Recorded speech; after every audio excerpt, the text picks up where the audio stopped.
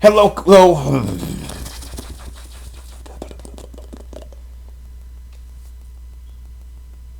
Are you gonna start me? Stop it. Okay. Welcome to Unkgeta and Breifs reacts to Lusamine versus Ragyō Kiryūin, Pokémon versus Kill. Yo. Okay. Wait, Pokemon? Wait. You know, I've heard of Lusamine before. Where you heard her from? Only that she's basically just this blonde woman in that black dress she's wearing, and supposed to be like that gym fair and everything, and that's about it. Basically, I don't even know much anything else about her. Well, she was in that Sun and Moon thing, and I think there's rumors that Ash have met her, but I've only seen bits and pieces. Anything else after that, didn't get to really watch that much due to patrols and whatnot. But don't know if it has been discussed in that battle a lot. But Ragyō Kiryūin, well, she is basically, from what I hear, probably really the worst mother in all of fiction, especially me. Well, actually, hold up. It says here in the description, perfect time just in for Mother's Day, so they're both mothers. But wait, this is coming out today. Mother's Day was last week, huh? So how come it didn't come out? Well, anyway, before we start, please watch this original before coming into our reactions or anybody else's. Please do not be a jerk about this. And this time we finally got the official voices of Fan Battle. And this is actually Fan Battle, not Death Battle, but Fan Battle. So that's why they call this Fan Battle, because Lusamine versus Ragyō Kiryūin, Pokemon versus Kill Fan Battle. So that's what we're reacting to. Fan Battle, not Death Battle. They kind of actually, well, they had the name before, but they had to change the whole format of it because they were using the Death Battle clips for a seasonal round. But they kind of realized they're kind of copying off of Battle, which I don't think they could copyright them before. But I don't know if that Battle would do it. But knowing they're kind of like lucky they didn't get sued by Wizard. But even then, I don't think they really monitor that you can't be imitating people like this. Oh, just like what we're doing. We're doing it in a different style, in a different format, remember? Our rules are different than Death Battles. Right, we get it. Okay. And so this time it's voiced by the real host of this show, Noah Green and Wagonworks. And this one, and then the battle animation is Lusamine voiced by Money Sheets, Ragyō voiced by Lady McVampire, wow. Noise voiced by DGVA, which don't know who these people are, but we will see how their voices look. Oh yeah, and there's their Discord numbers. Just join the Discord when you get a chance. We'll be sending the link in this description below too. So please check them out. All right. Now as we said, we only know Lusamine from bits and pieces of Pokemon lore, especially Sun and Moon. Ragyō Kiryūin, we know from watching the entire anime, and we possibly know because he's the actual illegitimate daughter. Well, not. She's actually the illegitimate mother of both Sasuke Kiryūin and Ryuko Matsue. And if you don't know, she's the chick with the life fibers and the winter scissors that got blasted by Shadow the Hedgehog from Season 8 of Dance Battle, which apparently he's going to go to work on Blade. But he's going to actually go to work on Blade. Wait, really? It's in the season yet? Dude! That's probably not going to be there. Well, Actually, to make it fair, we just removing Shadow and Nato of his Chaos Emeralds and Super forms, but he still can control them Chaos and base form alone. Oh, but we are using DC stuff.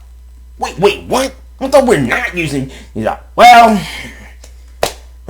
considering he's teamed up with Batman in the pictures one I've seen, considering that I ain't seen Rogue fought Catwoman before, but that was only in the animation, but it could be in the comics as well. Well, I guess you could say Sonic Onyx versus DC's have that same kind of Star Wars appeal, and that may have been thanks to that little dad battle that happened with Wally West and actually Sonic of all people, and not the video game Sonic. You know what? I think that works.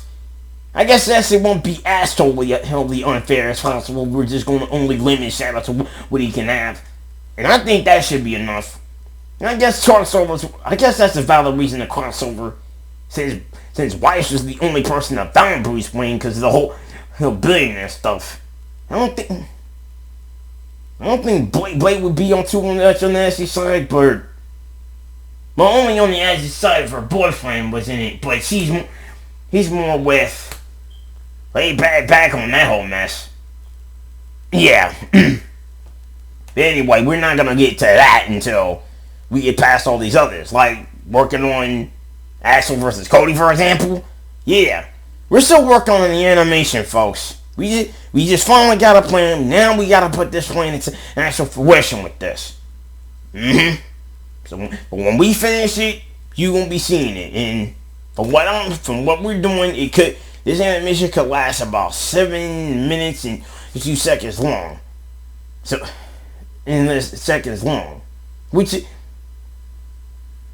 in this case, this animation could actually work at 7 seconds long, which we'll probably have to figure out how we're gonna, fit the track into it and all as well. But we still could actually do it with that.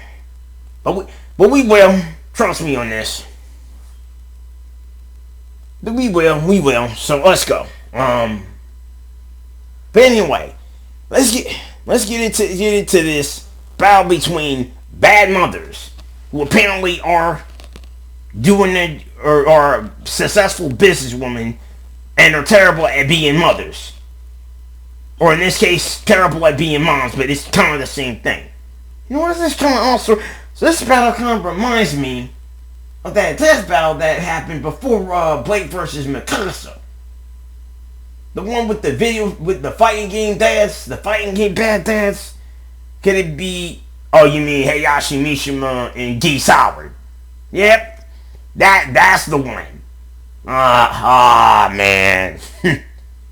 Came to find out Geese was a better father than Heihachi anyways. But then I guess these are bad dads that are happy to coming back because, well, there's kind of like no death in fighting games. Yeah.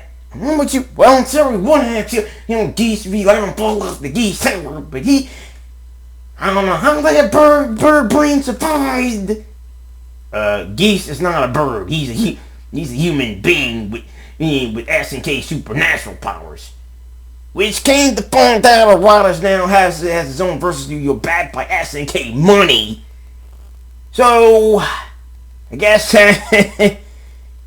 you could say he's a better dad than Heihachi after all. He lost his own creator because his higher crops didn't want to give him the freedom to express it.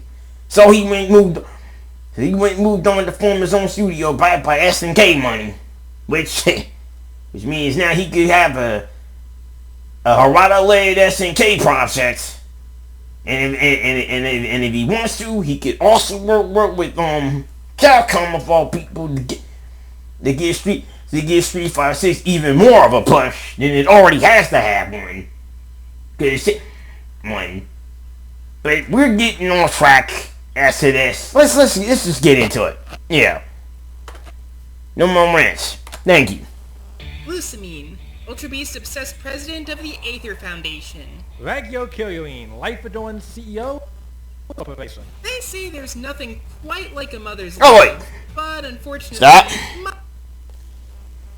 Let's see. Due to the source material in question, this episode of Fan Battle discusses depictions of emotional, physical, and mental and sexual abuse shown known by a parent to a child. Nice, sheesh. Oh, yeah. I'm glad they come to mention it. This episode, just read this episode, just to tell you what you're about to see in this one. If you guys hadn't noticed, or if you guys have seen it, but what you're still about to see, if it's still discretion and lies. Because it's kind of like the things no child by his own mother or father should ever have to go through. Please. Please. And if you are that kind of child, or if you know a child, or if you know a friend, or anybody else about that, there are several hotlines you should call to deal with these kinds of things. Things. That's preferably if you're in a cult or some other toxic relationship that everybody knows. Please at least tell someone. Safety is very important. And going that about for mentioning this, because YouTube's guidelines are kind of like trying to keep away from Nathan discussing words that should not be allowed on their site, which I think in my opinion, F YouTube for that one. Evil people. Definitely evil people. Especially evil. Do you actually know now they're actually charging ASMR people too? Man. Yeah, ASMR creators better watch out for them. Yeah, man. Anyway, let's move on. Okay. Mother Dearest doesn't always get the memo. Granted, these two kinda did, but a pro tip, maybe don't choose aliens over your actual kids. Just a thought. I'm no wagon. And Good thought. We're here to research their strength, speed, talents, and tech to find out who would win. Tired of the hustle and bustle. This is Aloha. Oh, wait, stop. Looking for somewhere to... Okay, so this analysis will prioritize mainline Pokemon canon with particular focus on Sun and Moon. Alternate continuity such as the anime and the Avengers manga will be examined as supplementary material unless found in contradictory to the primary source material, which, in this case, they're going to be talking about the time where Ash traveled to the Aloha region in search of more badges and in search of becoming the true Pokemon, which he kind of did 25 seasons later, and it wasn't around the time where 4 kids themselves wasn't even around at the time of that to happen, because they were acquired by Cartoon Network, but then again after that, Disney swooped them too, and then Netflix got the Pokemon stuff, because Nintendo been all over with that, so that. And nowadays, that wrapped up in controversy due to the Power World situation. Yeah, man, why Nintendo? Why would you want to, why can't you just let people express themselves on works on indie projects based on your works anyway? It's not a copyright. Like your drawings and inspiration to them. No one's gonna patent everything. Yeah? But I guess they cannot patent their way out of freaking... Oh no, they can't patent their way out of Steam numbers and Steam machine charts and PC charts. No, it's both Nintendo and Sony are screwed. Yep. Gone are the days of exclusives and consoles. Now we're in the PC master race. Yeah. It serves Nintendo right for doing this stuff. Oh, Power World continue wins the ongoing battle lawsuit against Nintendo for this mess, man. Yeah. Let's go. We ain't gonna even be sapping over this. Now that I think of it, I think Nintendo themselves are worse than their own characters. So this Mother of the Year, man. You probably are right.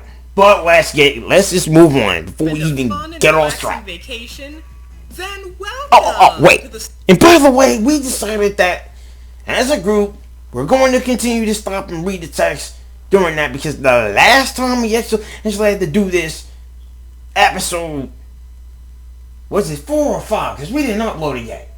Well, we're about to upload it, but it is Group vs. Mega Mind that we didn't even have time to stop and read this because we wanted to try to speed it. Didn't even work. So we're gonna just stop at points where the text is readable, and then we discuss it then. Oh yeah, cool, fine. Let's do that then. Let's move on now. Tropical paradise of the Alola region. A place of surf, sand, sprawling nature. I don't know. The kids better be careful when they're in those kinds of bathing. Well, okay, never mind. Look, just call it what it is. It's Hawaii. Let's not do that. And apt. Oh, they got 5 islands, huh? Sure. Yeah, because I heard about 5 Like islands. many other regions, They got 5 shoulder islands, to shoulder with and one of them contains the Pokemon. beware bear. From typically expected birds, bugs, and beasts. And it's placed to catch a game of Pokemon baseball. Even the Fae and the undead, this world. Don't miss out on delicious Martagashi. And where there's any flora or fauna, there are those. Don't think the Pokemon eat regenerative? Oh well, never mind. That's where the Aether Foundation comes in, helmed by the illustrious president, Lusamine. Founded by her father, the Aether Foundation sets out to research and treat. So this is her. Yep. So that's her. Oh yeah. I think I remember her, but she usually sports a black outfit. So I mean, I understand, and I get her hair color and style and everything. I wonder if anybody else has cosplayed this Mother of the Year. Probably has, I'm not sure. I do know there's probably might be stuff of the Guna sort that we can't really mention on YouTube, otherwise we'll get in trouble, but yeah, you guys already know. Y'all guys be going more to this Mother of the Year who's basically a bad mother. I want you men out there, be careful of trying to date single mothers. Because single mothers can be more toxic than, well, then again, not all of them are that bad. Let's just be real. Not all of them are that bad. Some of them are just trying to raise their kids well. And some of them, well, unless you're kind of Erica Kirk, which I kind of find that she's kind of the real life Lusamine. Actually, some people saying that Erica Kirk's the real life Ragyō Kiryūin as well. Or maybe a combination of both. Okay, let's continue. Injured Pokemon, and keep them safe from threats. A mission statement Lusamine took well to upholding after inheriting the keys to the kingdom. That's for sure. She loved all the Pokemon under her care like a mother would. Not to mention the friends she made and the family she started along the way. Like the name of the artificial island they called home, it truly was paradise. But alas, this peace couldn't last forever. Before long, the Aether Foundation would catch wind of extra-dimensional disturbances, wormholes to another realm called Ultra Space. An alien base. Ultra Space.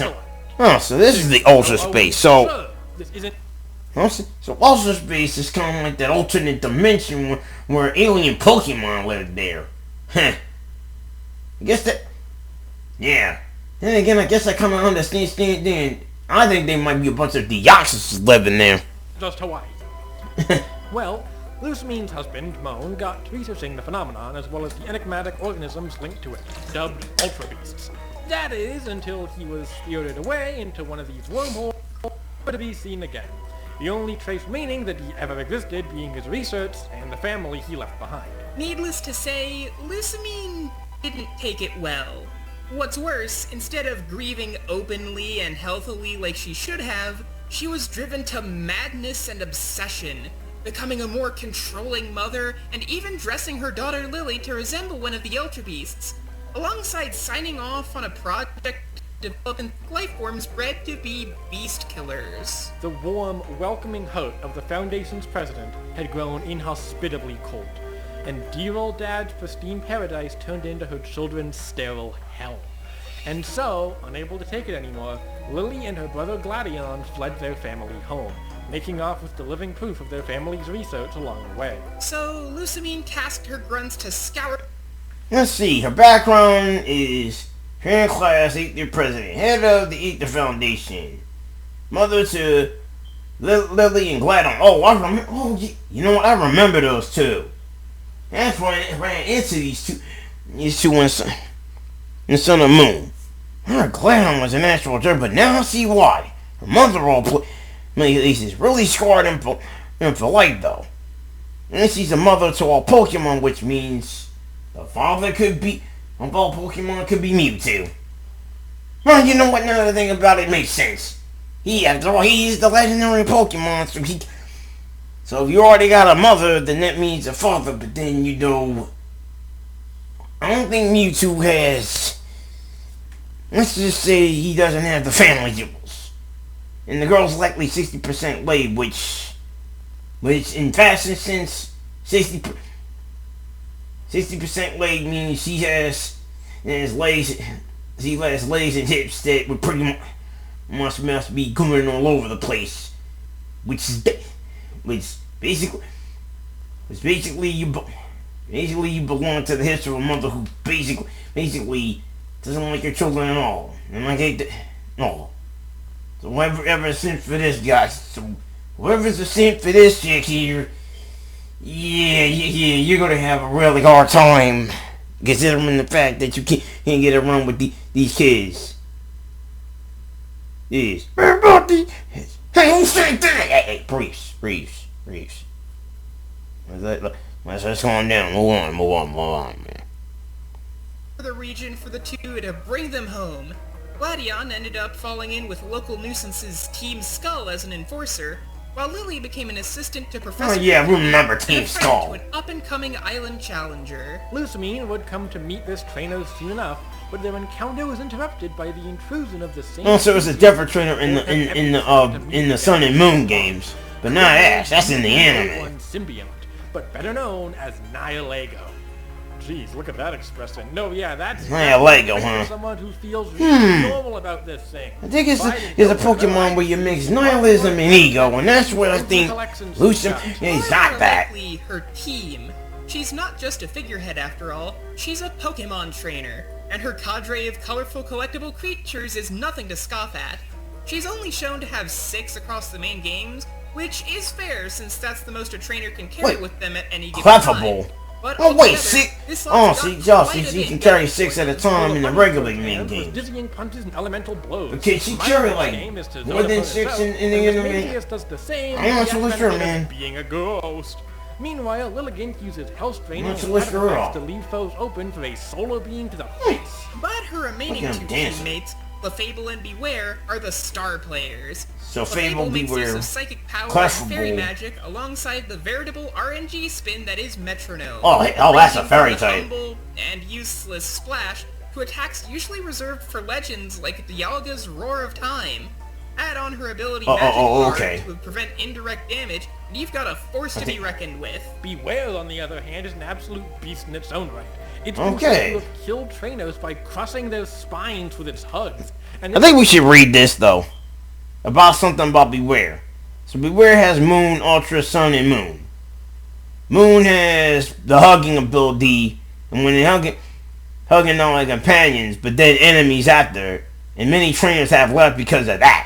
So he's not only hugging enemies, he's hugging allies as well, and that nobody wants to mess with it. Ultra Sun and Moon raise handling and intimidation with Ultra Sun, but Ultra Moon boosts tremendous physical strength, and people call it the most dangerous Pokemon in a law reason. Which seems like it's lucky not to be hugged by that thing. Considered the most dangerous Pokemon species. Is there any more abilities that this thing has? Wait a minute, though. Wait, I get it. And oh yeah, don't forget Scarlet, Violet, and Legend ZA. And Scarlet's extremely strong and can change the landscape. Violet, in just one of his mighty hands, has the power to grant around skies. And if Rampage knocks down the mountains and barriers, it must be breaking down. And that's kind of like the actual spin-offs of games.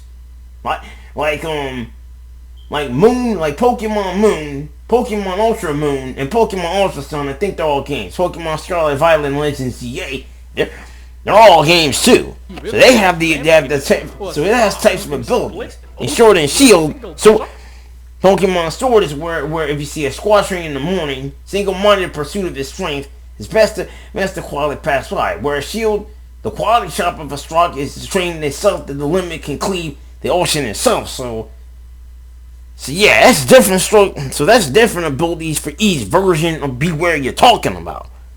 Good lord, why are we? Well, I think it's only just one composite they're using. That's nothing.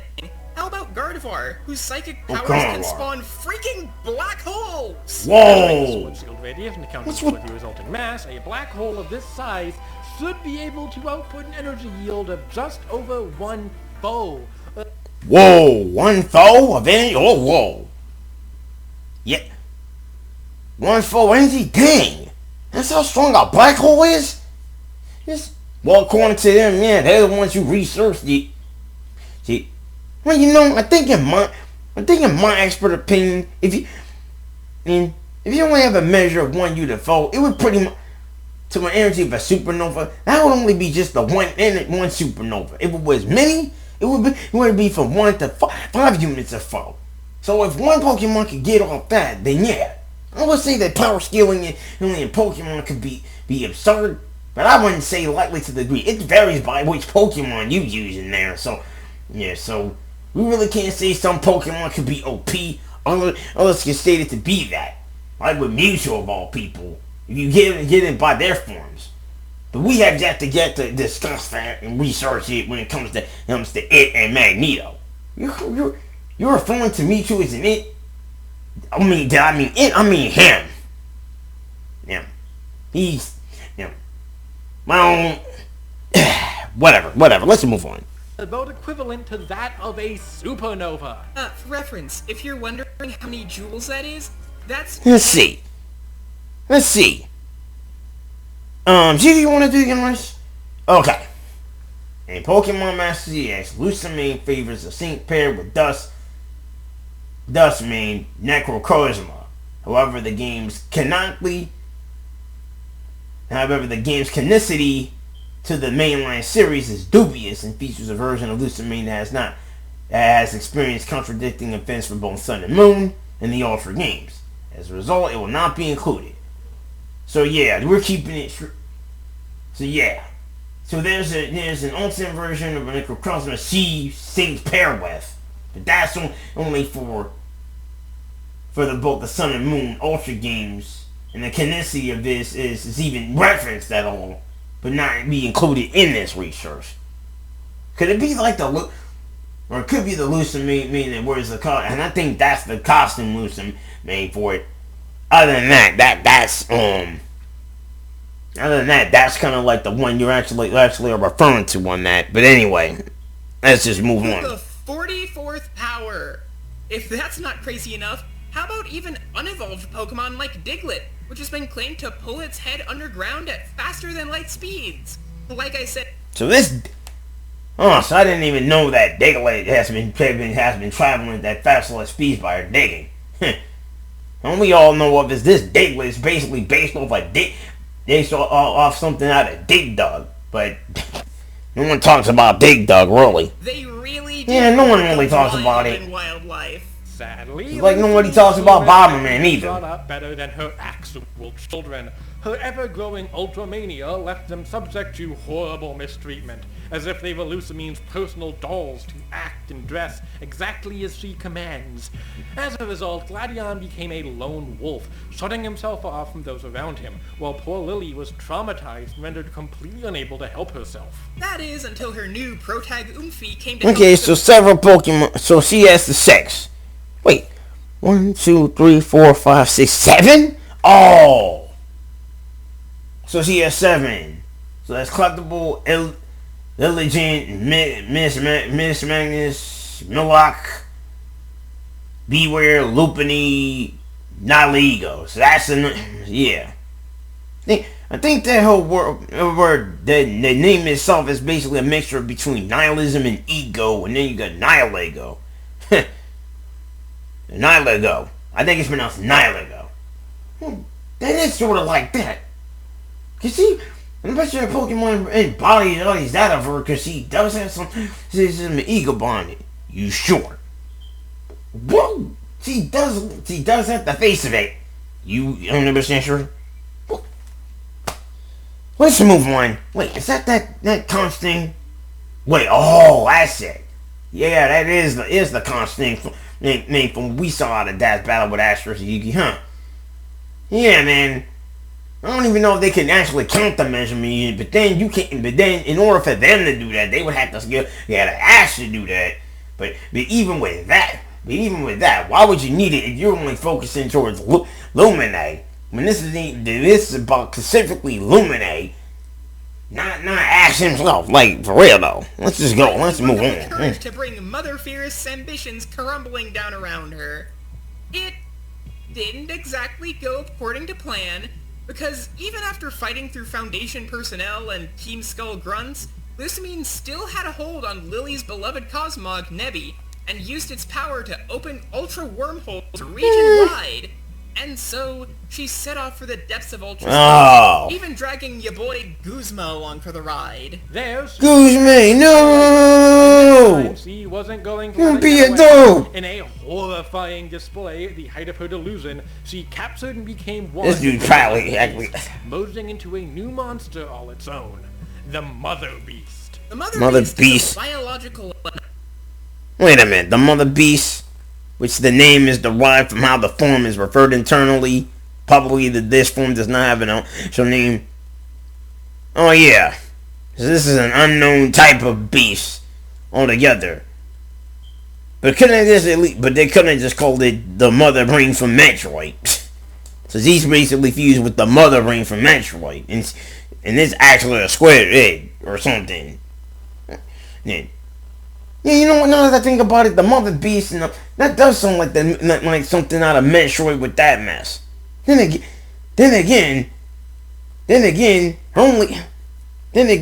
Samus has an arch nemesis named Whitley of all people, and really it's a giant pterodactyl beast, man.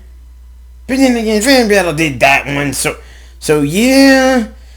Let's not get all off the track in the trails in this one. So yeah, what's the last Fan Battle we reacted to? Cell versus Malson before the actual. Oh yeah, well, yep. Yeah, it's kind of strange. Fan Battle gave Cell the win, but that battle gave Metal Sonic the win. And that kind of win kind of got a damage Cell's reputation altogether. Then again, if we was to do a fight with Cell, it would have to be somebody that has a copy of stuff other than Sonic. Well, Savvy's your perfect opponent then. Wait, what? Wait a minute. That can't happen unless you did this before. Well, once I did Frieza versus M Bison station. It pretty much as well as expects, along with planning out and blowing up the bits, and then I had to resurrect every sweet body. Oh, I forget. Who can forget? I said I was sorry, and I did. Sorry. I mean, Trunks also confronted me about it. I had to go and wish it back to their dimension and face the problems while I got Whis to face that mess up, and that's directed the Street Fighters. So we're all good now. Oh. I mean, I did apologize. I did make a formal apologies to every Street Fighter here allowing this to happen, but they said they were freaking cool. I'm kind of glad I didn't waste it back. However, Capcom did the deliberate thing of doing that, so that part wasn't my fault. But seriously, they just did the deliberate thing of actually resurrecting them and by reading them right in the street. Well, it's this story, so that part wasn't really my fault. And you know there's no death in games, but only death in your series. Well, if you want to get technical about it, yeah. You know what? It's okay, man. It's no shade. Let's just move on. But yeah, the Mother Beast sounds like the name of a Metroid boss. Well, if they were trying to reference Metroid to Pokémon, yeah, that's Nintendo in a nutshell. Don't think we would be surprised about this, considering Nintendo's various activities. And yeah. Move on. Neither human nor Pokemon, but rather the personification of the true depths Lusamine's madness had dragged her to. She'd so far gone down into her own despair and obsession that she'd now become the true beast at the heart of it all, with no more deception. Granted, Nihilego had its own tentacle to play in all this. On the surface, Nihilego appears to look and act like a young girl. It's typically a parasite, acting on survival, which it goes about by lapsing onto a host, usually one of a particular warrior society, and injecting them with a powerful neurotoxin that enhances their worst traits, turning negative emotions into increased aggression and pleasure. Looking at Lusamine now, yeah, that's a check and check on both fronts. That's not all Nihilego can do, though. It can create illusions to make itself or others vanish, read your memories and alter your perception, drain your energy, heal others, and like Alola's native totem Pokemon, it can emit a passive aura to boost both its own physical strength and those of its allies. Oh, that can happen in the Ultra Space, can't it? That was from it physically traveling light years across Ultra Space to Alola. So what does... Wow, okay, so it can actually... Oh, so there's a Pokemon that can actually do that. Ultra High? She acts as a glorified pitching machine. Oh, okay. So you can travel Pokemon from across time and space, and that's how they get ultra powerful, which I don't know. Or it could be just a side effect of the travel, but I don't know. Okay, let's see. Pieces successfully ran Ether Foundation, which is a very cool feat, which I guess I find to be a girl bossy feat. Helped develop the Beast Ball N-type Null, was able to catch Nihilego, fought against, it's pronounced Nihilego. That's right. It's pronounced Nihilego. Okay, alright.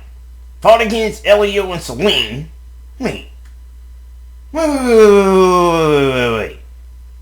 I was thinking of Celine wearing the black dress. Yes, not Lumine. Lumine were... Oh, okay. I see what's going on. Yeah, they kind of both at the same time, but they're different. So Celine's the other blonde chick then. Or could it be that Celine is Lumine's twin? Now, it would be the good twin. But then Elliot, wait. Or it could be somebody else. Defeated the Alola Elite Four. Survived physically unmerging with Nihilego. Somehow not the worst parent in Pokemon. Wait.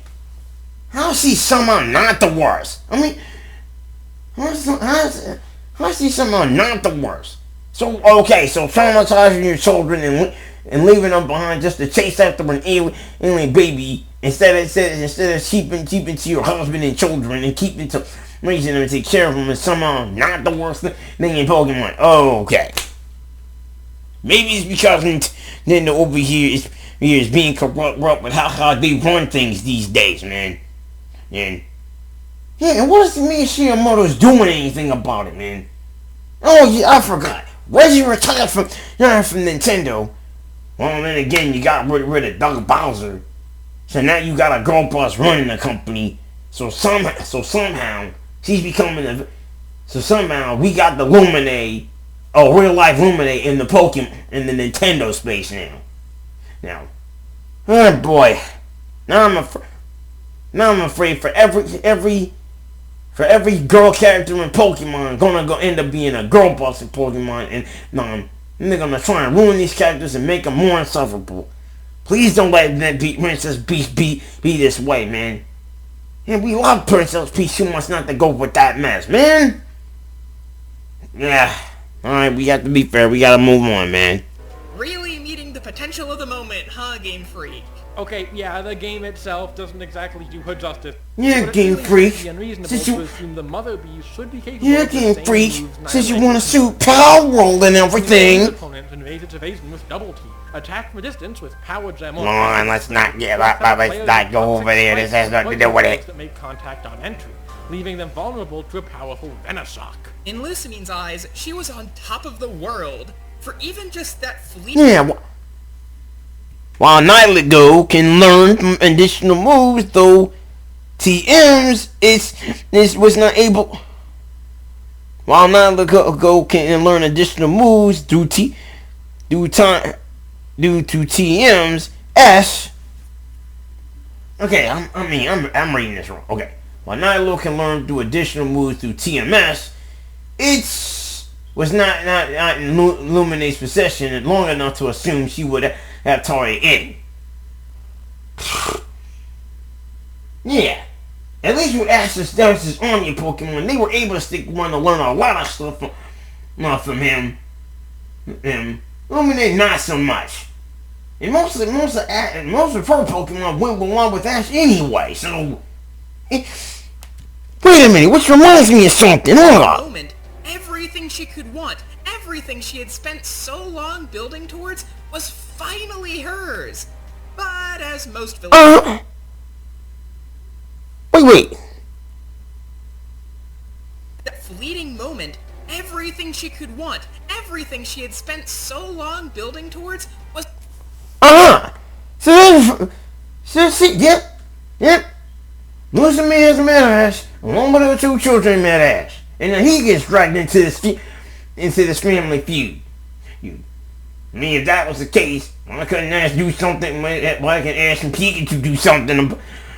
Well, maybe because the daughter wanted to handle things by herself and didn't really need his help or anything. It's not a girl boss thing. She just wanted to defuse the situation with her own mother. And Ash is not going to get in the way of trying to take down mothers, even if they are that bad. I mean, besides, Ash's mother would never do that to him. Other than the fact he did let him to go on and enjoy his adventures, so... Actually, Ash's mom is the best parent in Pokemon. And then we're all about one Luminate. She's the worst parent in Pokemon. Compared to Ash's mom, best mother in Pokemon ever. Yours. Anybody else want to argue with Ash's best mom! And best girl team! Only to get blindsided.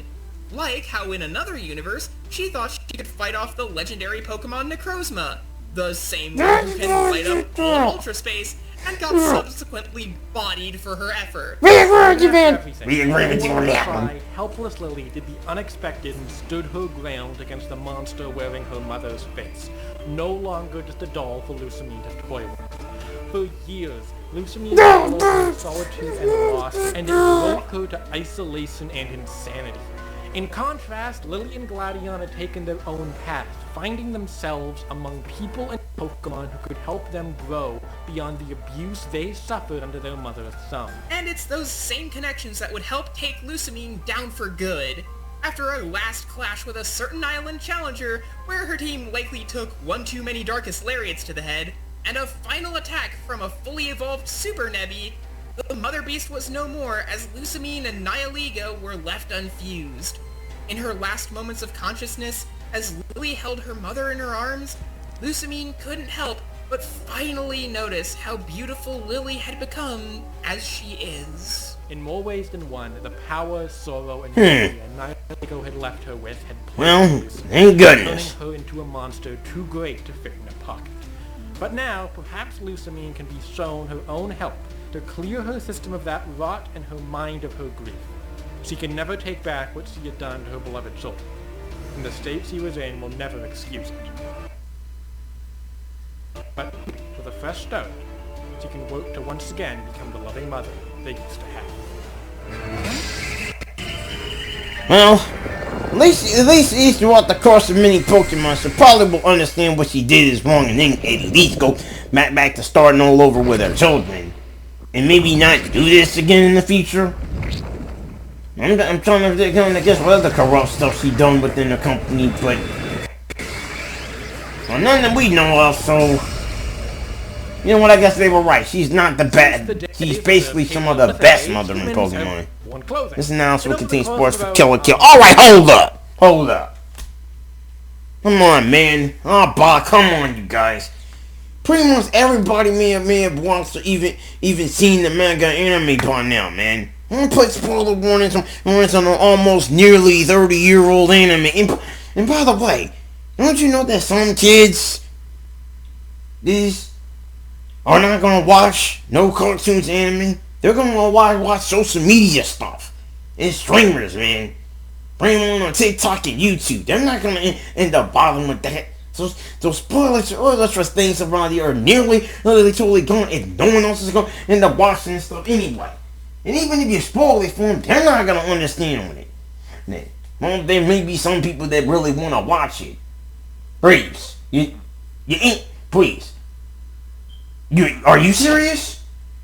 Breifs, I mean, look, in the kids' defense, maybe they might want to watch, cartoons and anime. But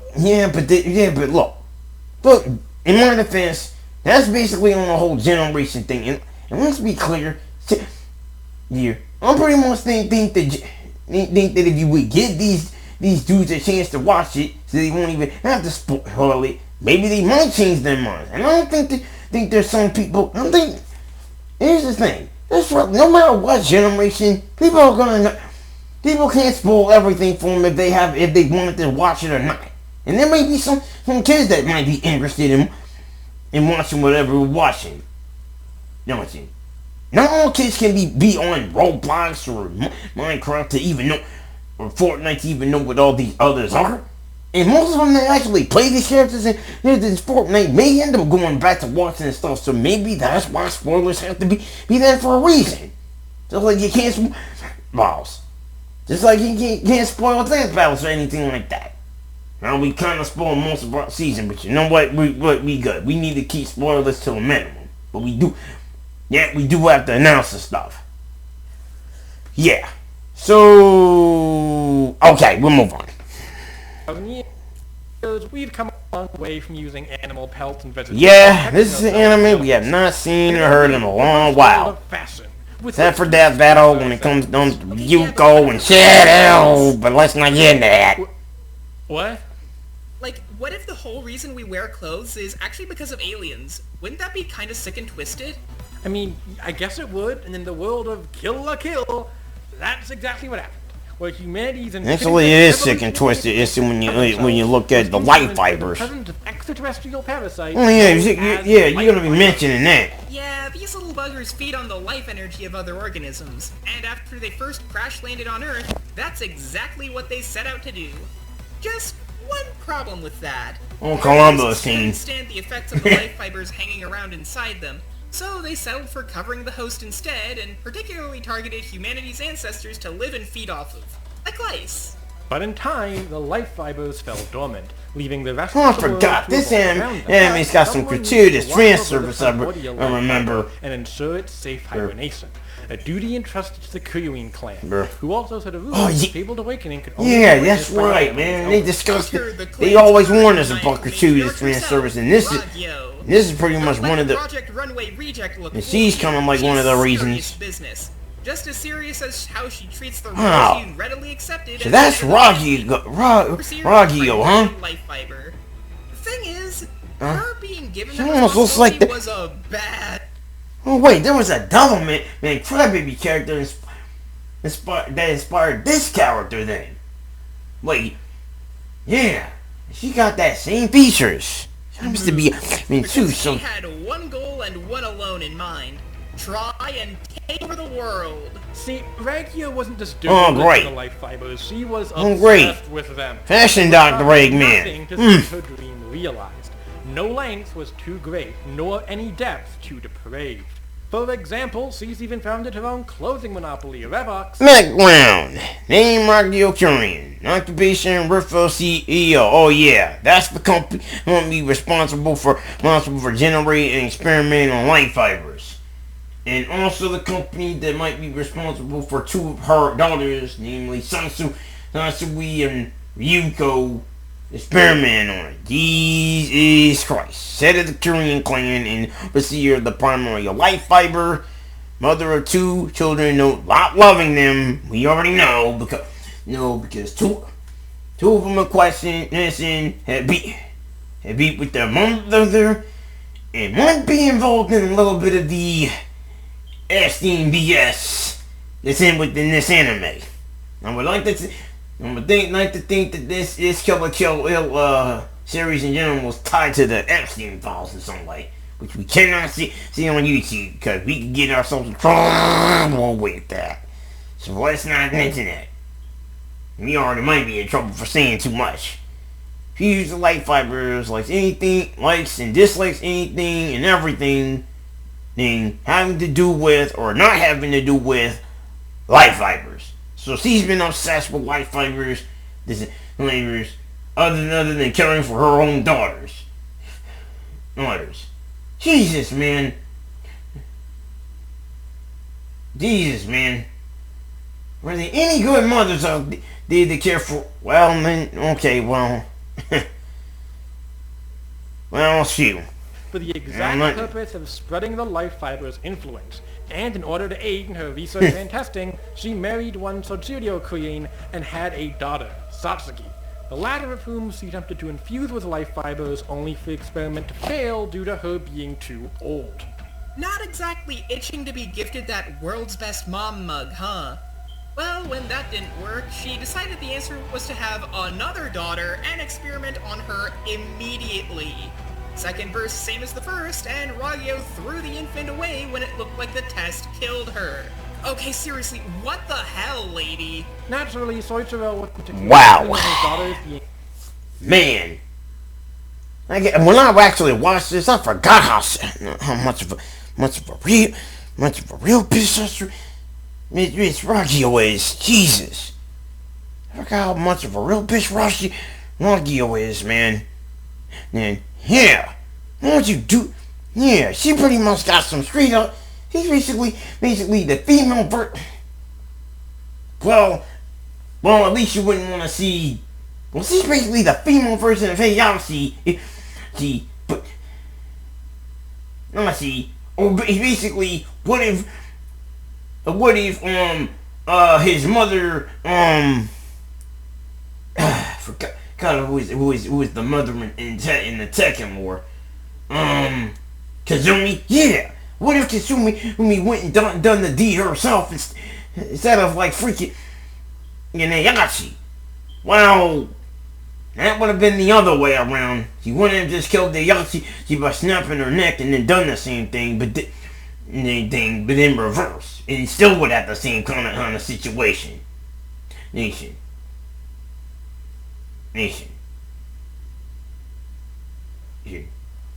Anyway, I think the entire mission of Bloodline and family is messed up.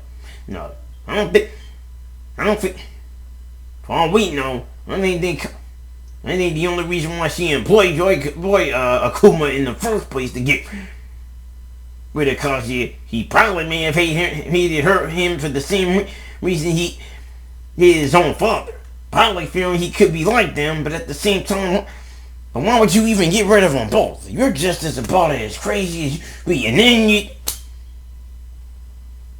But then again, you didn't even know. But then again, you didn't even. But then again, you died before you ever even met Reina too. So, and then again, you even died before you even met your grandson Jin. So, I don't know what's the deal. Yeah, that bloodline's messed up though.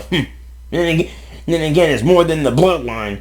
Bandai Namco is messed up than the Mishimas themselves, which is why Arata left the company to form his own studio. Oh yeah, we forgot about that.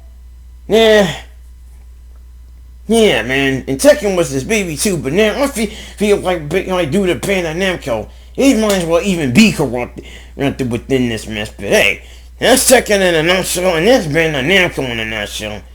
I still would get the game though. Yeah, he isn't any better in it than to just update Street Fighter 6 though.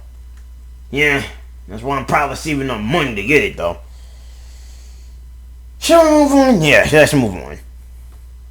Ragyō's torture toys only to be tossed to the wayside when they wanted to use their twisted idea of progress. So he swore revenge, raised Satsuki to defy her mother, and founded a rebel organization called Nudist Beach, where he continued his own research under a new alias to keep... Oh yeah, that organization, Nudist Beast. Where they be in the nude, but then they actually classify operations on life fibers. And Yuka was supposed to join that team too. Perfect weapon to combat the life fibers. What's so great about these silly strings anyway? Surely there's gotta be something more going for them if she's this... more than just silly strings, man. Let's say dedicated. Hold on, it's not smart to underestimate the life fibers, as they're incredibly dangerous in nature.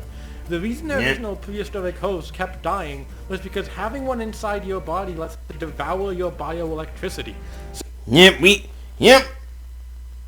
we forgot about that. Life fibers ain't no freaking joke, man. You have one inside your system, and you could be suffering some very bad complications, and actually health complications for that, man. Hey, I wouldn't even want to have life fibers in my system. Let's be real, man. Whoops, we must have. Whoops.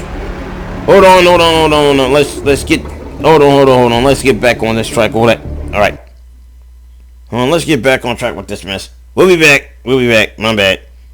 For reference, if you're Okay, wondering how you already many been through that. is, 10 to the 44th power. Her Kamui, mind you. Quick Yeah. Okay, seriously, what the hell, late? So he swore of ends, raised Satsuki to the Surely there's gotta be some... life fibers as they're incredibly fastened into clothing. But not all clothes are created equal, not just in style or practice. Having one inside your body lets it do... Dedicated. Hold on, it's not smart to underestimate the life fibers as they're incredibly dangerous in nature. The reason the original prehistoric clothes kept dying was because having one inside your body lets it devour... Okay, we're back. We're back to that mess. My bad. We just messed up on that mess. Let's continue on. Electricity. So in the modern day, they're fastened into clothing. But not all clothes are created equal, not just in style or practicality, but power as well. A step above your everyday streetwear are the Goku uniforms, specialized outfits that boost the Goku uniform speed and endurance beyond... Dude! What was the idiot that actually named their uniforms Goku uniforms? They better watch out of Kiryūin doesn't shoot at people for using the name of one of his characters in Dragon Ball. Actually, dude, I think they were inspired by Goku so much that they had to name it Goku uniforms. It's not just because they weren't Goku uniforms doesn't mean that they're necessarily can be Goku wearing Super Saiyans and this thing. Didn't you notice that Kiryūin died, and then he couldn't even sue these dudes? Why would they get it? Ain't even then. But when he was alive, why would he be bothered by somebody like that? I don't think it's unique to call it anything or anyone named by Goku. It's not like you can't patent and trademark it. That's just kind of stupid. Yeah, I suppose you're right. I mean, it would be funny if they made it named it Choice Uniforms. Ow! Don't make fun of our boss like that. I was just making a joke. Don't. Just play the dumb tape, man. That of your average Joe Schmo wearing whatever seemed comfy that day. That is, so long as they can actually handle it. Otherwise, they'll succumb to the life fibers, and the results of that are not pretty, let me tell ya. Yep,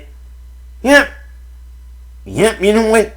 I wouldn't want to have those things on me. Nope. Yep. Yeah, man.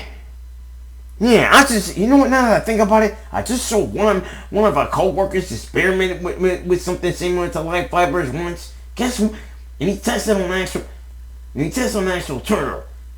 And how did the turtle did? Not well, man.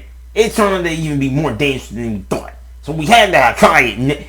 Never even have to use that again. Wait, where did you even find that? We kind of went to the water kill and actually found some actual samples of fibers. Wait a minute. Were you seen by me? But yep, we were seen by Ryuko. Yep, we were seen by Ryuko. Although my scientist team were a little bit red under the collar and said, guys, except for me, I told these other dudes, dude, the girl's a teenager and she's actually gay. Well, it actually didn't matter none. All with these dudes, all these dudes in their 30s and their 40s, probably in their 20s, dude. Really? Nah, they were just young TH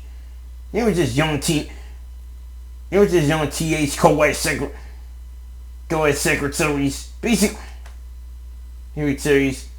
they're young sisters, by the way, and So most of them are actually Ryuko's age, and he's seeing this kid, but it's like, okay, they kind of like, they not like got aroused, but they kind of actually, and I'm like, guys, hey, whoa, guys, yeah, you better, guys, okay, let's not get into that mess. Yeah, but feel sorry for the hopeless teenagers that have to go through this. They're almost shot up all over the place. Almost be shooting up all over the place and whatnot. Shooting up all over the place. Jesus. Those uniforms are so highly sought after in Honnoji Academy that wearing one dictates your social status depending on how many stars it has. And those without one and their families are relegated to the slums. Yet even then, they pale in comparison to the ultimate outfit, the Kamui.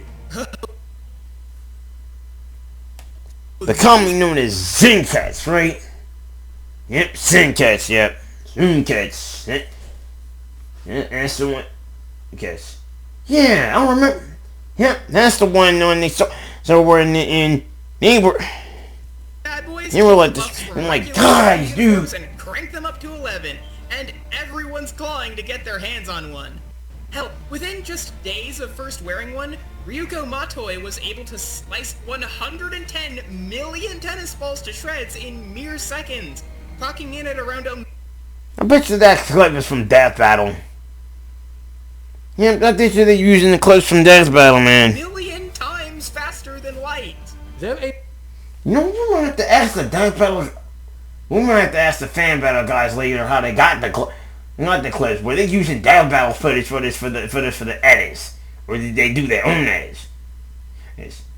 I don't know if they did or didn't, but if they did, well, I would say it wouldn't be a bad thing if they didn't get sued. But okay, pop tax. Oh. Let me get on it. Muta has claimed faster than light speeds are impossible. He has been incorrect or insufficient in his findings on several prior occasions, such as regards to Ryuko's own speed. Additionally, this was before learning the light fiber alien nature and properties. Let me think. I don't know. Well, I guess in his defense, they were kind of using the inconclusive, insufficient research. If it was, they pretty much has done research for Death Battle. I don't know if they did, but in his defense, though, if there were some incorrect or insufficient things, Death Battle may have made those cases for an argument. But either way, there's a case to be made for Shadow when it comes to having 7K or symbols that pulls 1/3 out of a continent, though. So even if it is material, this information as to Ryuko's own speed, it would not have mattered, because Shadow's speed is top tier. But then again, we're talking about Ragyō over here, not her daughter. Which now when I think about it, Ragyō might still see her own daughter. Well, she can finally see her own daughter as a disappointment. You can handle her, you can't handle the hedgehog. Well, yeah, well, one of the brave mother of the two that she doesn't want to go up and step up to that, not to that red and black hedgehog. Well, I don't think she could. She'll probably get killed off easy. You do. I wonder if Ryuko even cares. Probably doesn't. She doesn't even like her mother anyway. Well, I think I don't think she... Well, I guess if that Shadow wouldn't even want to let your own mom, even... You know she's a bad mother. Metal Sonic would, since he pretty much already got the power to both the Sonic fighters and the Z fighters, so... Probably copied Ryuko's mom, and she's screwed along with half her own verse. We can get into that. So, yeah, let's move on. Light fighters can shapeshift into weapons, let their host fly, fire off energy blasts, and even regenerate. Oh my goodness! Fatal injuries or repair lost. Oh yeah, I forgot about that. Terrifying ability, and Ragyō's personal... This reminds me of another thing. Another thing. This want to be another thing. When the Ragyō was asleep, and she did the most freakiest. The thing that just scared me out of my mind, man. was like Trump between, you know, and then I had to go run out the streets and everything, and I told her I have a girlfriend, everything, and then I just ran and I just transported. Okay, so where the go-away's there? Oh man, now that reminds me, I'm about to go, I better go get that, damn, wait, where you go? Hey, where do you think you're going? Breifs! I can't do this reaction bomb. Okay, folks, I'm gonna have to handle this myself. Okay, he'll be back. He's just gotta go rescue his team. Alrighty, there you go. But yeah, man, that is freaky stuff right there. Yeah. Also known as mind stitching, which physically sews life fibers into the victim's brain to remove their life and will to become her personal puppet. Hell, it's even able to get through armor. Wow, or completely basically the Makima of a kill. Oh, and to make things even worse, she can cast this out en masse to create her own army in moments. Lovely. Even then, the life fiber's capabilities get even more absurd than that. Like creating life, such as Ragyō's Grand Couturier in Resident Math Society, Nui Harame, who can even be cloned however many times is needed. They can even create tangible dreams or pull other fibers from across all of time. Hold up, time out. Aren't those last couple from Kill la Kill If? What gives? Okay, so at first glance it may seem weird to bring up, but If has been explicitly stated to be canon on multiple occasions, and the game itself blatantly leads into and redirects players as intertwining with its own plot. So it's perfectly viable to include. Ah, well, alrighty then. Oh man, Breifs is missing this. Oh, so the game itself is canon. So the game itself is canon to that source material. Okay, I guess we get that. And it makes sense. The show's events still happen, albeit with some differences here and there, until it's revealed to all just be a dream cooked up by Kamui Junkets, and Ragyō gets absorbed into the primordial life fiber. In order to bring to reality, Ryuko and Satsuki to fight off the primordial life fiber, with Ryuko even absorbing all the life fibers from the past, present, and future to do it. She went all Super Saiyan. Oh, okay. Satsuki shattered the dream world all on her own. Without her Kamui, mind you. Quick reminder, by the way, that all of this is apparently supposed to take place between episodes 8 and 9, right before Ryuko's battle with the Elite Four. Sure, let's go with that. Regardless of that little timeline snafu, after waking up from the dream, Satsuki was sure of one thing above all else, that she was finally ready to enact her ultimate ambition, overthrowing her wicked mother. Perfectly understandable, since even beyond that initial experience,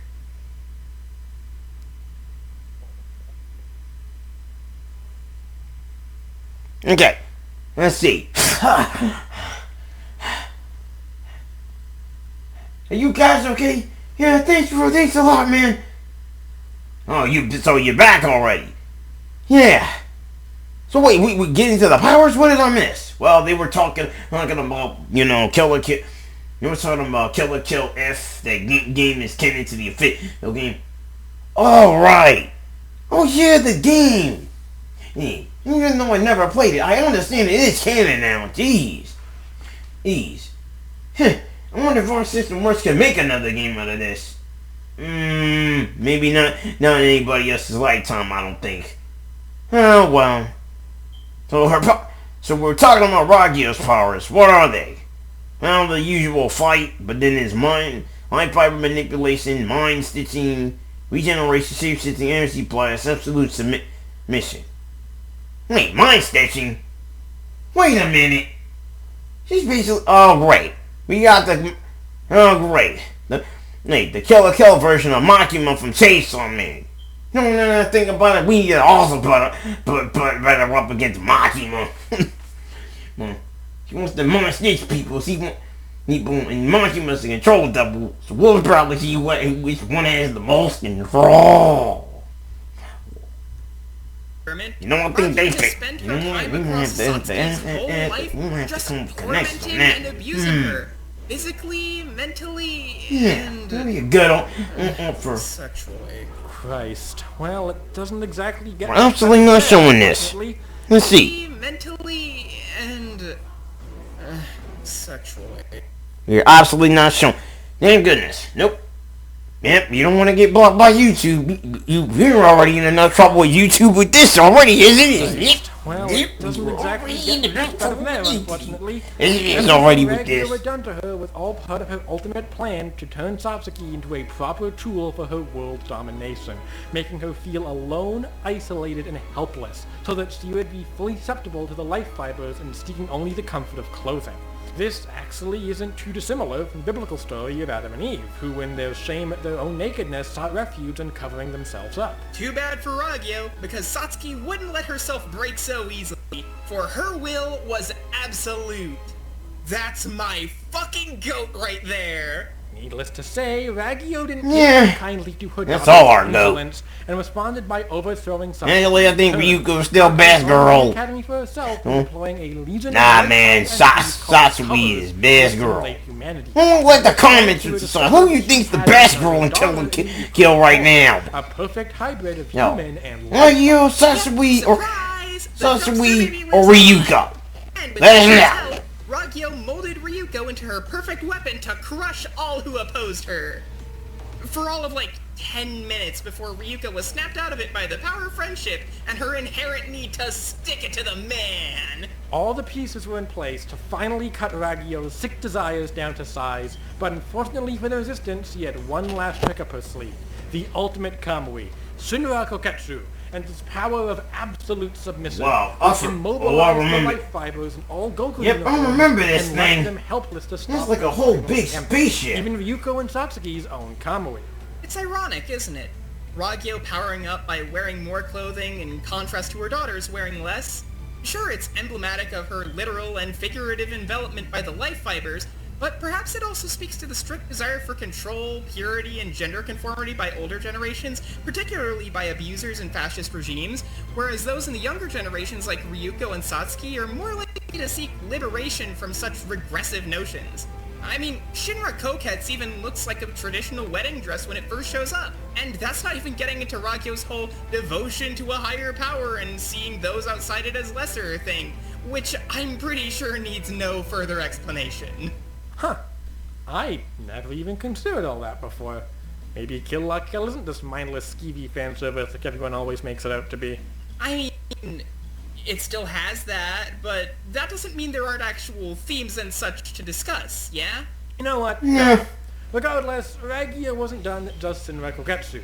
After merging with Nuri in the primordial life fiber, she rocked herself into space and transmitted her will across all the world to prepare the cocoon sphere genesis, in which all humanity would be turned into food for the life fibers, and the planet would be primed for destruction to propagate the life fibers' continued spread across the cosmos. As if humanity was about to take utter Armageddon. Okay, let's see what these feats are about, though. Huh. So she ran a company with 1,000 monopoly on all clothes, survived being peeled and decayed. Wow. Yeah. Like I said, disturbing that. Control tens of thousands with mind stitching, which I think that now we may need to meet, which I think would make a good Dante. There you go. The beat is the Elite Four, Dudas Beast, Ryuko, and Sasui, who went through the Honorary Academy, covered the planet with light fibers, easily enemy's worst mom of all time. Thank goodness.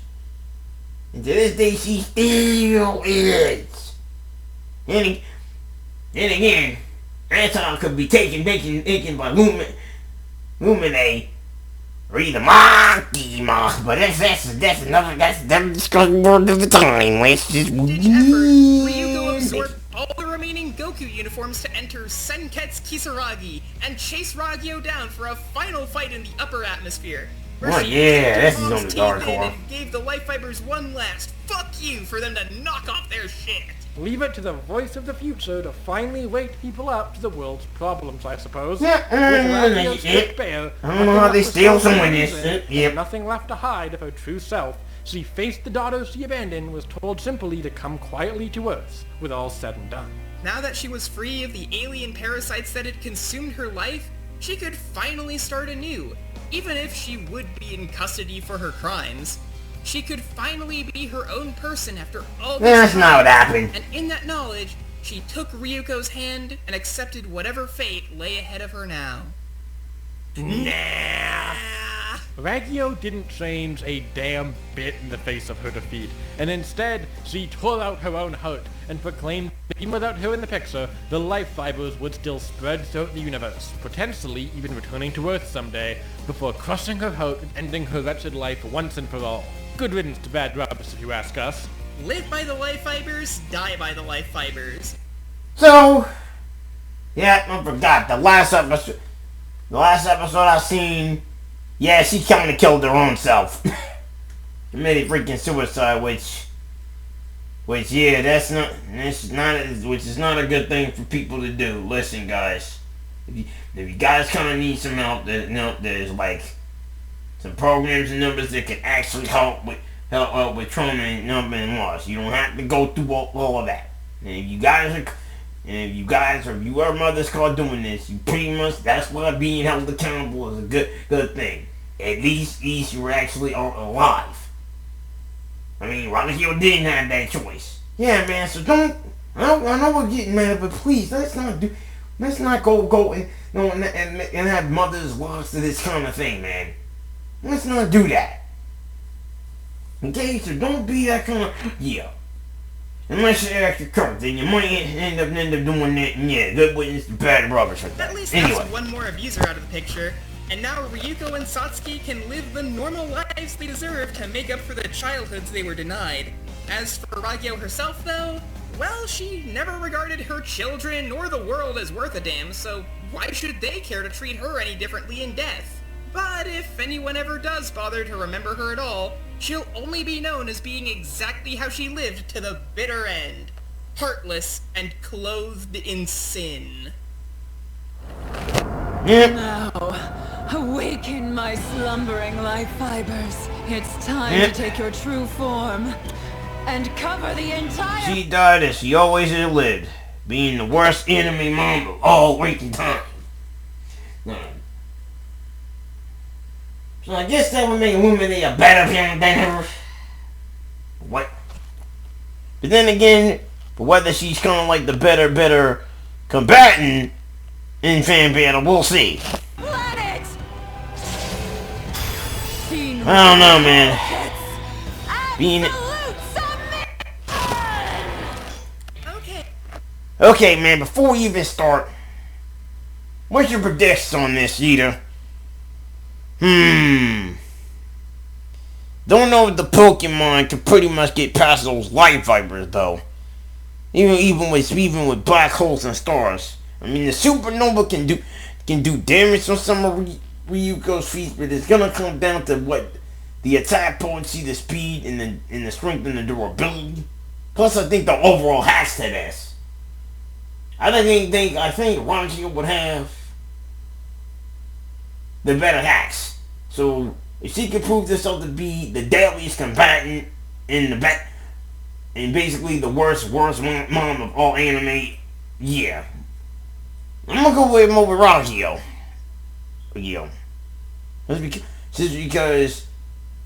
Just because she's a walking fashion statement in a successful businesswoman and a terrible mother at the same time, way more terrible than Mine.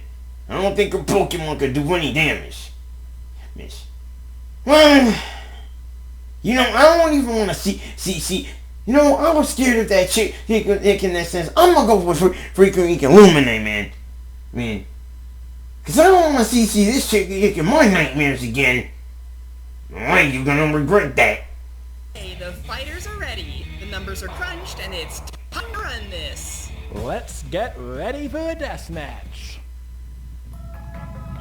President Lusamine, I hate to intrude, but someone is here requesting a meeting with you. That's where it opens up. I'd appreciate some advance notice regarding such matters.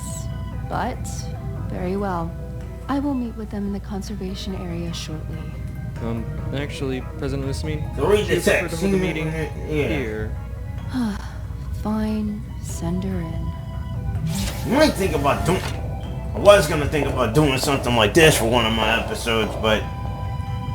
President Lusamine, was it? My, what a quaint little space you made for yourself. What is it that you wanted to speak with me about? Straight to the point, Tori. I'm Ragyō Kiryūin, CEO of Revox Corporation. We've been hearing rumors of some interesting research being done here, perhaps regarding the presence of other dimensions. The whole affair has truly caught my eye, so I've decided to make a visit myself regarding the acquisition of the Aether Foundation as a subsidiary of my company. Unfortunately for you, I must decline any negotiation of such an idea. The Aether Foundation is not for sale. Oh my, you seem to be mistaken. I never said I was here to negotiate. I see. Then I'm afraid you'll have to leave this little meeting early. By force.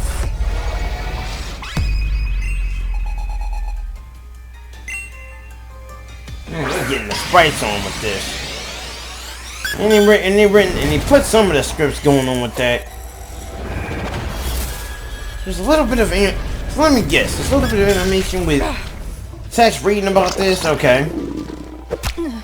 Don't let up, Clefable. That's how they do things on Fan Battle. I was originally gonna be thinking with the other verses I was gonna do that, but we kind of got technology to do this stuff. So I have a pretty pink pond of my own. I mean, I could do this if I wanted, but then again, I'm actually trying something very different. Play with your new toy, Nui, and don't worry much about breaking it. Oui, Mama. Oh, voice good. Oh. Fine then. If you won't fight fair, then why should I?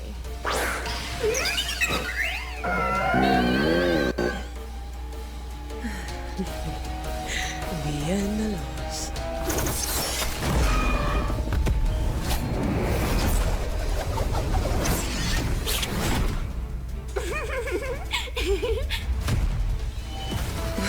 What go?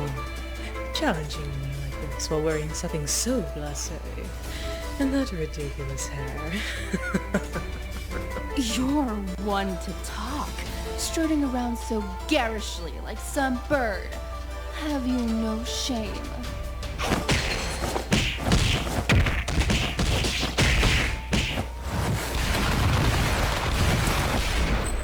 Wow. Ooh. Shame. What a foolish notion.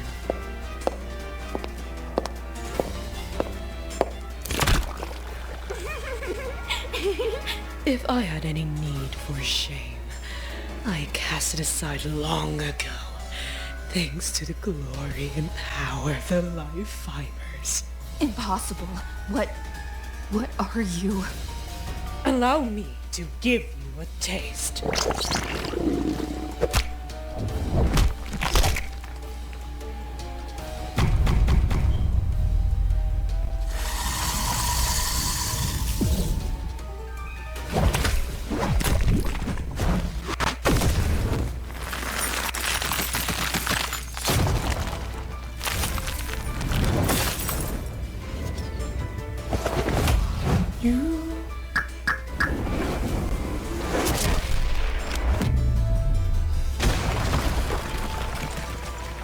Now then, about that merger.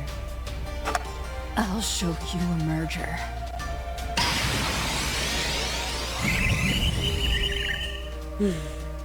Still haven't run out of pets, have you?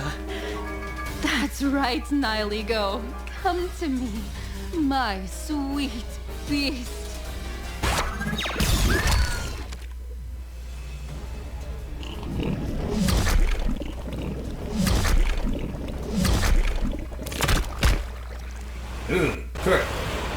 Okay. Yeah, I remember. That's how scary you remembering the analysis, huh? Certainly. Also, Mother Beast Daring Lusamine. ensemble. I'm almost impressed. Though I'm not entirely sure if black is your color either.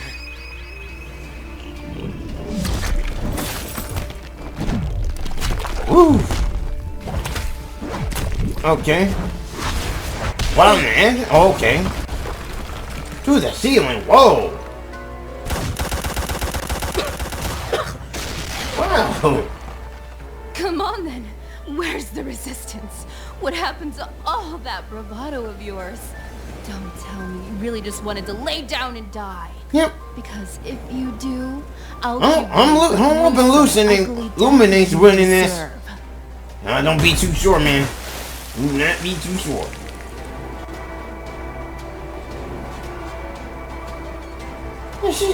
She's clearly got this in the bag.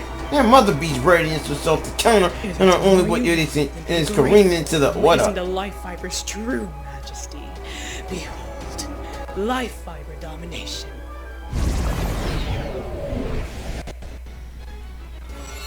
Oh, she's going. Uh-oh.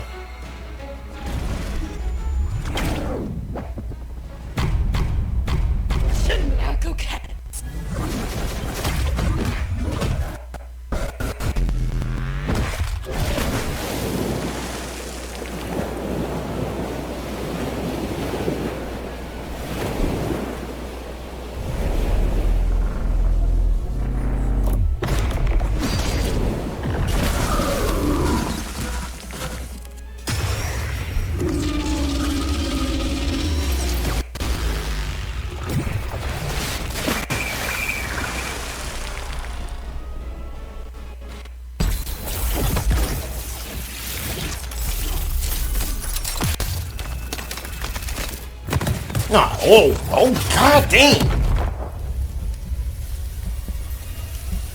Wow!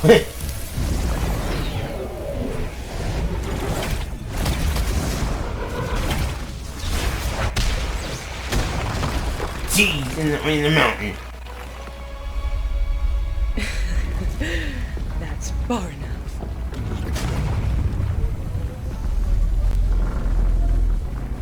Let's see you resist now.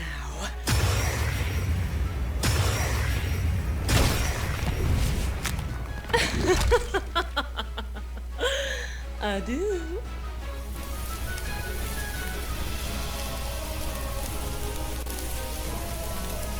Yep.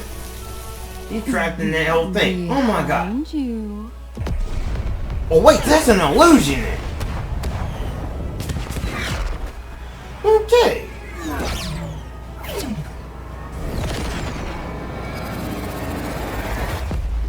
Just using our imagination out here. Oh yeah, she's getting back on it. Oh, good move. I refuse to entertain this insolent mockery a second longer. What in the world? Struggle all you want, but no, it will amount to nothing. No!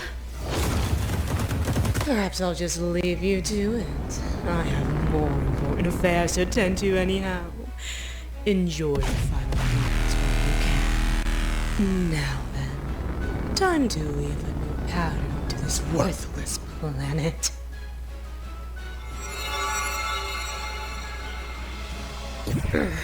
You.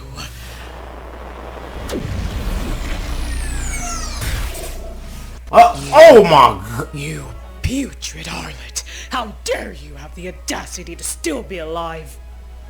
I should be asking you the same thing. Yep, I told you.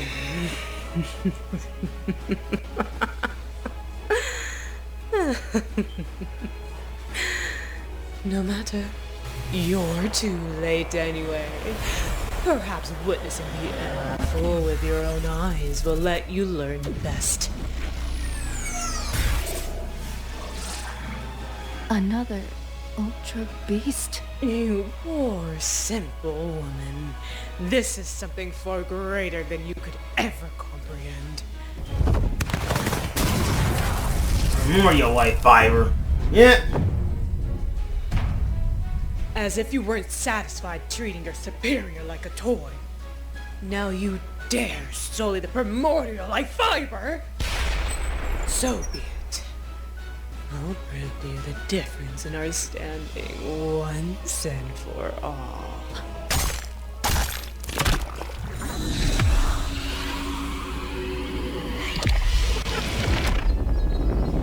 Grovel at my absolute submission and sink into despair at last. Are any of these light shows meant to impress me? Why am I not surprised? I could have told at the start that a pig like you would know nothing of the life fiber's power. And it seems you never will.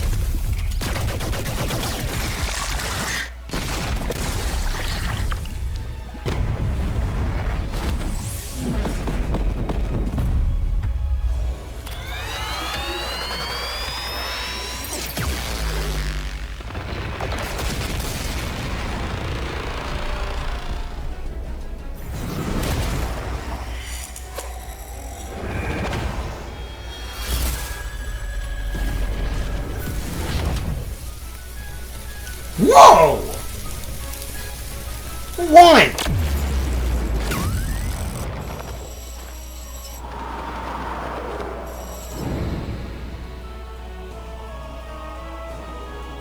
Who won? How ugly. At least now you look the part. At least now you'll be put out of your misery.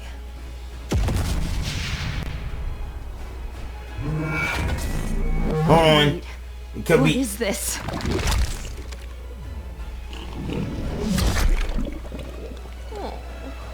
It seems all you accomplished was losing your mind.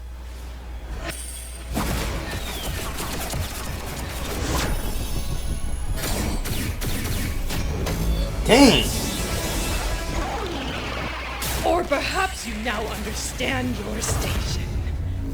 Whatever full notion, whatever fleeting ambition you had, they're all gone.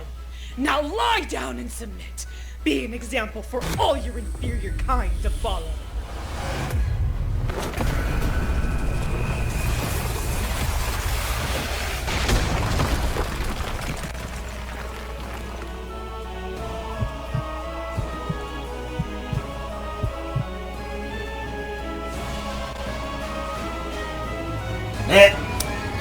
Oh no! Tragic.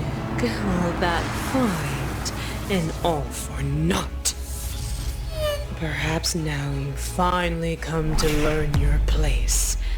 After all, they've already learned theirs. Don't worry. I have plans for you all yet.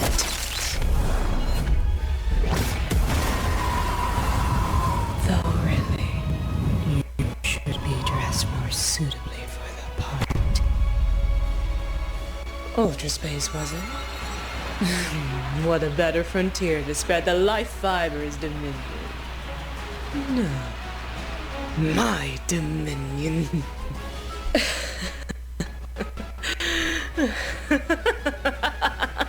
Yeah, I crossed correctly. It was Ragyō. Okay, if they say Mother knows best and all that, how did Lusamine know Aw, man. coming? Oh, tunnel vision. Honestly, this match was solid and straightforward, but there's still a fair sample of a Credit where credit is due. Lusamine has way more variety in what she has access to. And a good chunk of it is stuff Ragyō hasn't directly Breifs, come on, man.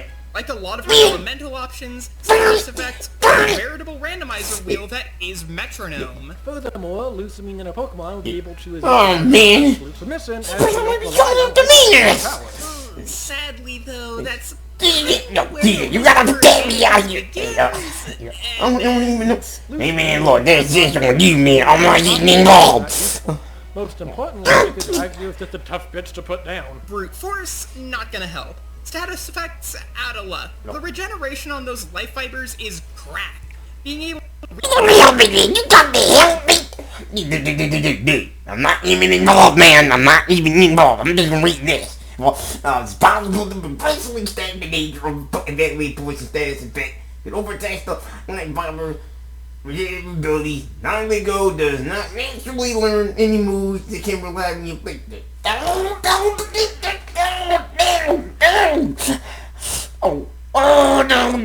Oh man. Hey man, don't get me involved. I'm not involved in this method. You're what? Still intact. On top of that, enemy hazards like since they require Ragyō to switch out to activate them.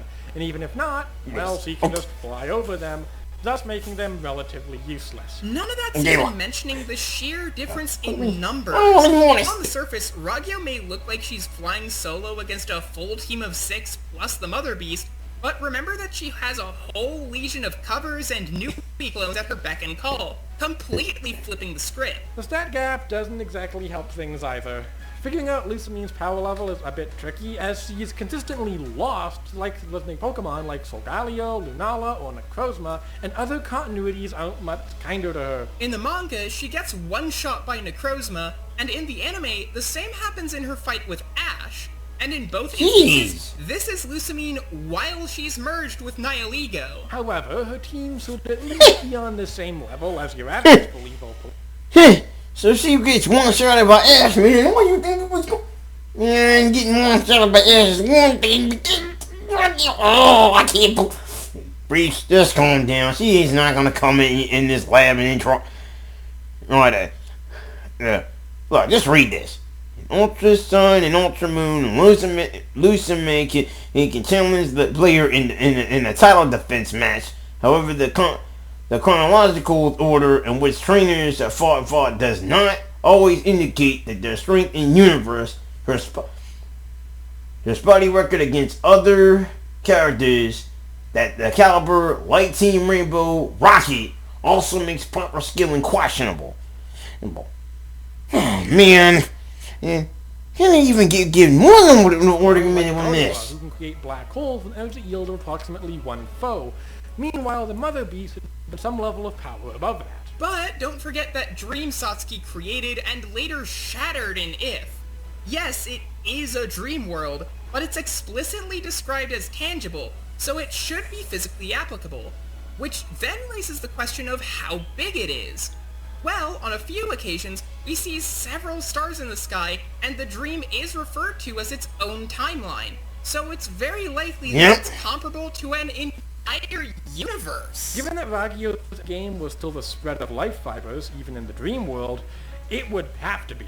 So this may seem like a major jump from the anime, but remember that If is a canon extension of those events, and we do briefly see dreams explored in the so it's not too far to left field. And also remember that Satsuki pulled that whole thing off without her Kamui, meaning that at her best, she, and thus Ragyō, are way, way stronger in actuality. Lusamine, thankfully, has an easier time scaling in terms of... Okay, let's see this.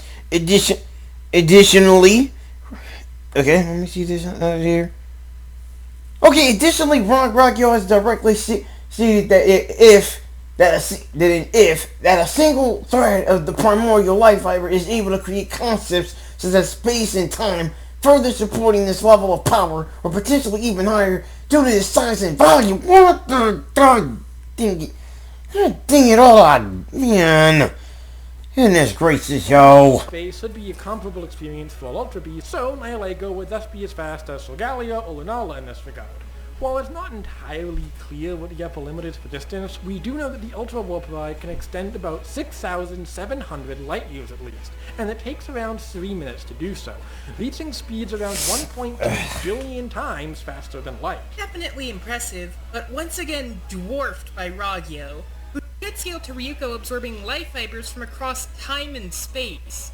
Sure, it looks like she's just standing there powering up, but she's actually reaching out across timelines and guiding every single life fiber from all points in time to herself simultaneously through sheer willpower and processing all of it in real time.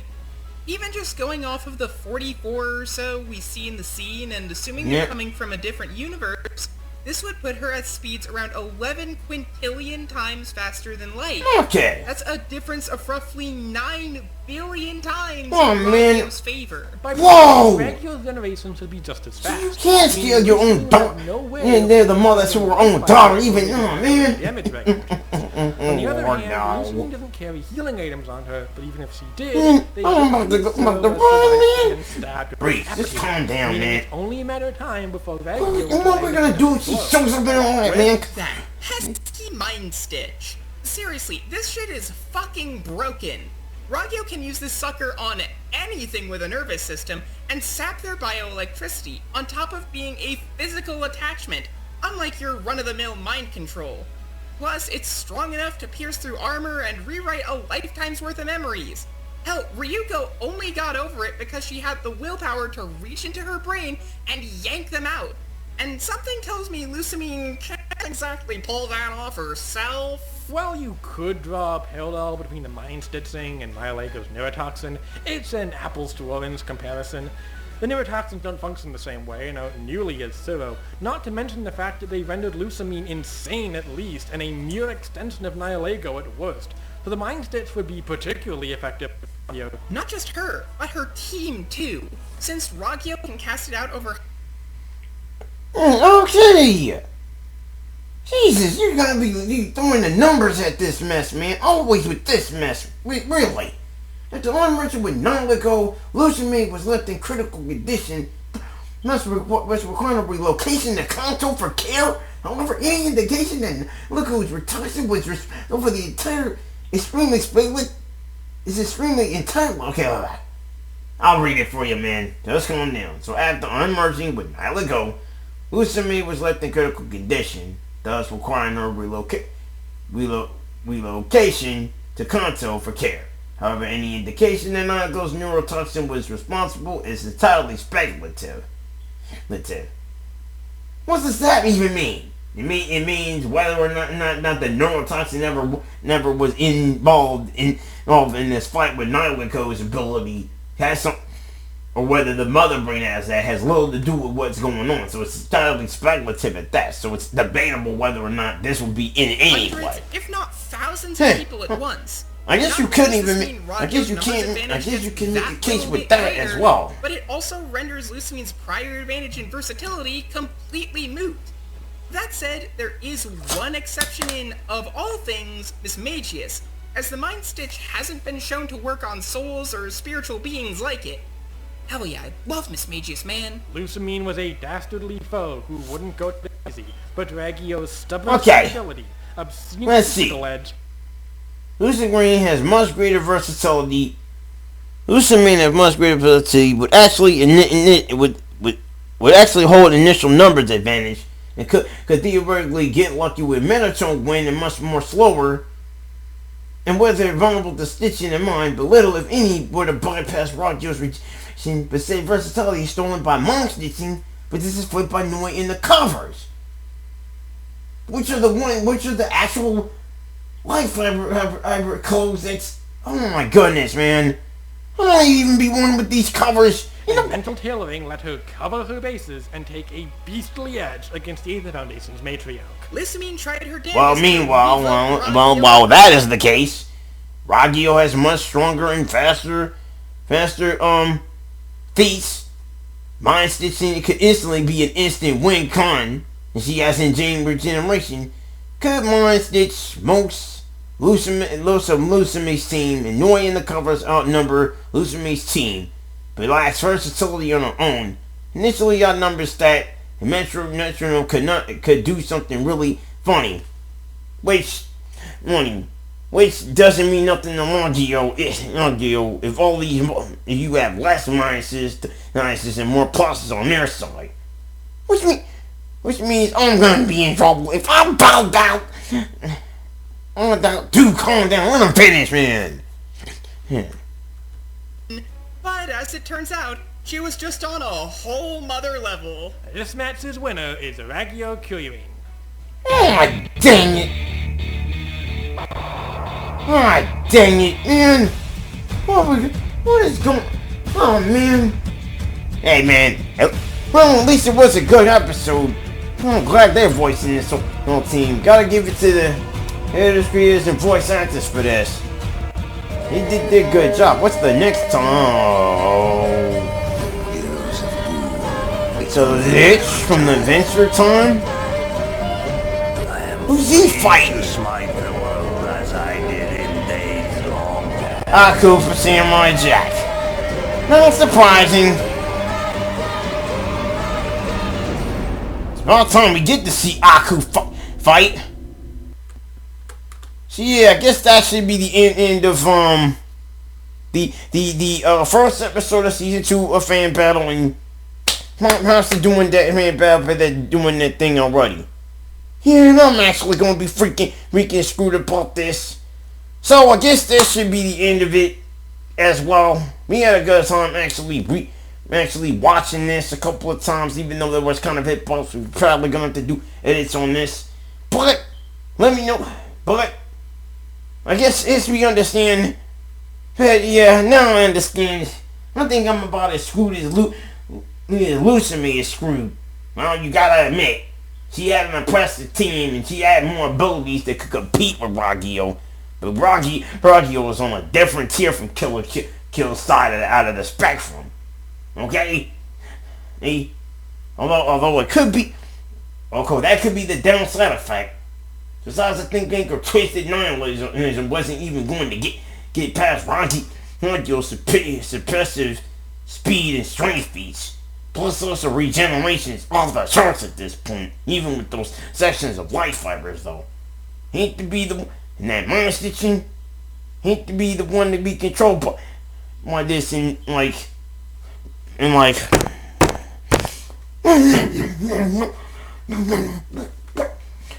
hey, whoa, wait.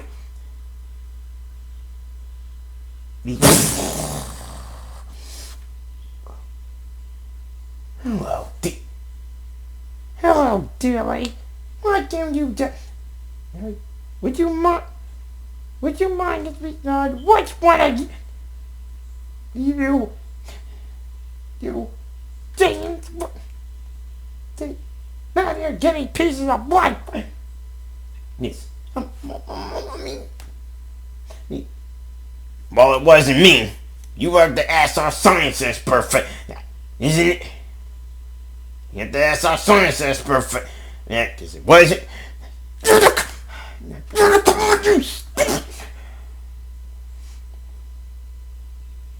But in his defense, he doesn't know exactly. But in his defense, he doesn't exactly know what he's doing. Isn't that right, good old buddy, old pal? Yeah. we don't even know what we was doing. We was just actually fun. Who was actually fooling around?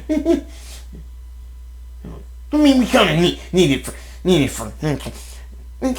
for actually one of our actual episodes work, episodes, well, we have to go.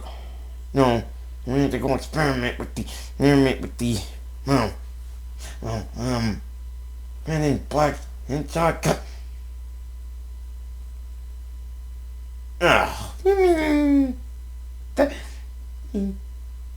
Was it?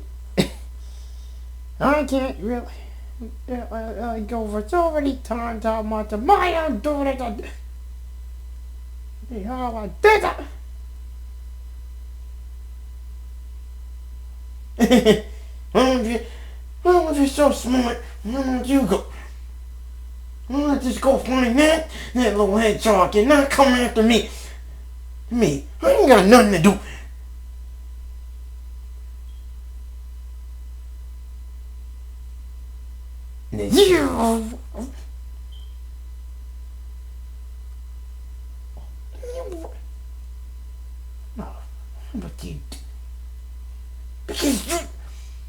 Because you're the television galaxy.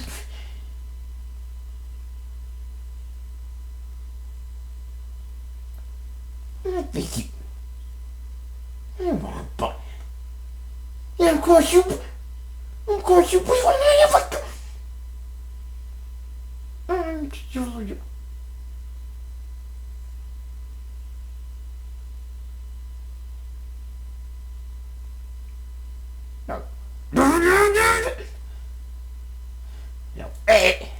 No, Breifs, just go with her. You don't want to go. Breifs, just go with her, and you don't want things to get even more worse. So please, okay. Unless if she's over the lab, we all going to get. Okay. Look at this. Just read the link. No, it's not. What does I really want? Yeah, as much as I really want. As much as I really. Bill. Get over that blanket. So.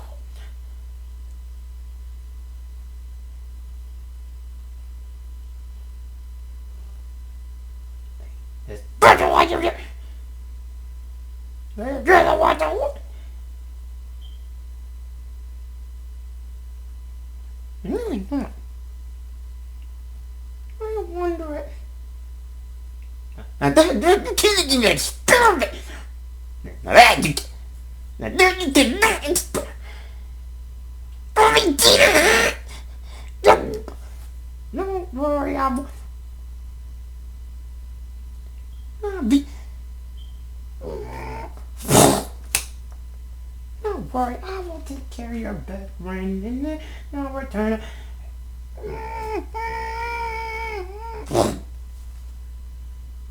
Wow. Okay.